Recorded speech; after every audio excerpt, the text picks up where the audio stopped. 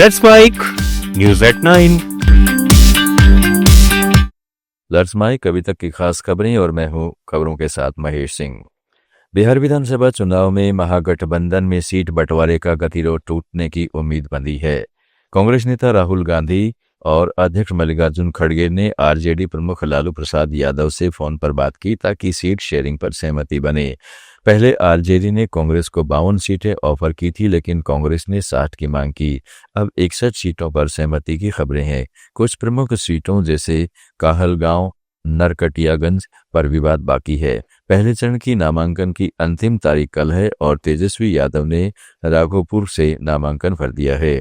बाकी सीटें वाम दलों और अन्य सहयोगों को मिलेंगी।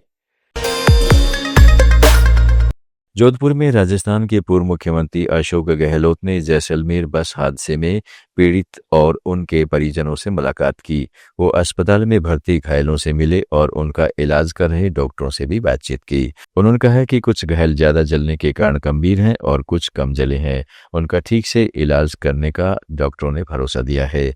बाद में गहलोत ने मीडिया को बताया कि बस हादसे में घायलों का अच्छे से इलाज हो रहा है। घटना हुई सबको मालूम है।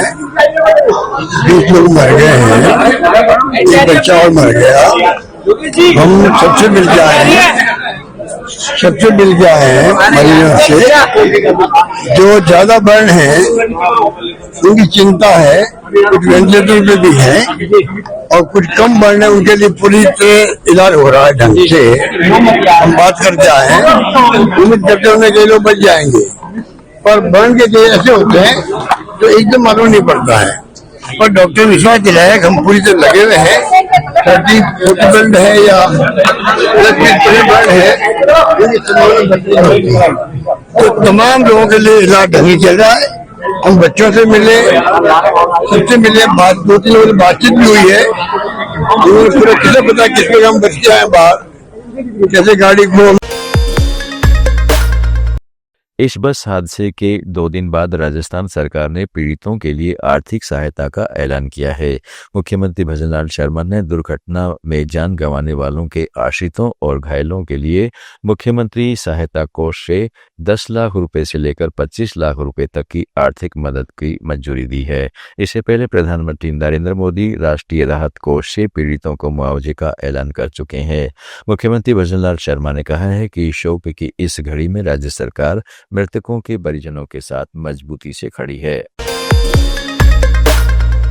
केंद्र सरकार की खाद्य सुरक्षा संस्था ने कहा है कि यदि किसी फूड ड्रिंकिंग प्रोडक्ट का फार्मूला विश्व स्वास्थ्य संगठन से मंजूर न किया गया हो तो कंपनी इस प्रोडक्ट पर ओरल रिहाइड्रेशन सॉल्ट का लेबल नहीं लगा सकेगी।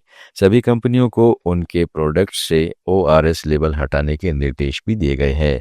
केंद्र सरकार के 2022 और 2024 के आदेश में कंपनियों को अपने प्रोडक्ट्स में ORS शब्द जोड़ने की अनुमति दी गई थी, जैसे प्रीफिक्स या सफिक्स। इसके बाद कुछ फ्रूट ड्रिंक, नॉन कार्बोनेटेड या रेडी टू ड्रिंक पेय पदार्थ ORS का लेबल लगाने लगे थे। हालांकि तब शर्त रखी गई थी कि उस प्रोडक्ट पर साफ लिखना होगा कि उत्पाद WHO द्वारा अनुशंसित ORS फार्मूला नहीं है। अब FSSAI ने इसी पुराने आदेशों को पूरी तरह रद्द कर दिया है। सरकार ने कहा है कि इससे फर्जी ORS उत्पादों पर लगाम लगेगी और ग्राहकों को असली, सुरक्षित और WHO मानक वाले ORS प्रोडक्ट ही मिलेंगे। इससे स्वास्थ्य सुरक्षा को मजबूत करने में मदद मिलेगी। दुनिया भर के सबसे ताकतवर पासपोर्ट की सूची में सिंगापुर ने एक बार फिर अपना नाम सबसे ऊपर दर्ज करवाया है।